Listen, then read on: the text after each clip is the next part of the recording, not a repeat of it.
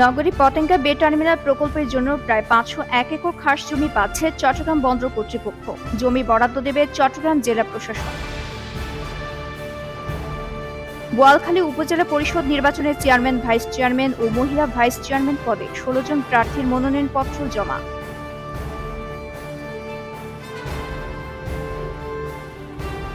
আন্তর্জাতিক ইসলামী বিশ্ববিদ্যালয় চট্টগ্রামে বোর্ড অব ট্রাস্টিজের ১১তম সভা বিশ্ববিদ্যালয়ের কনফারেন্স রুমে অনুষ্ঠিত।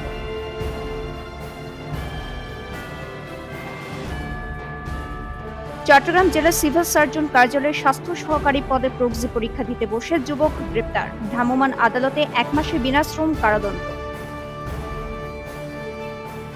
বান্দরবানের রুমায় ব্যাংকে হামলার ঘটনায় গ্রেপ্তার কেএনএফ এর ১৬ নারী সদস্য ২ দিনের রিমান্ড শেষে ফের কারাগারে।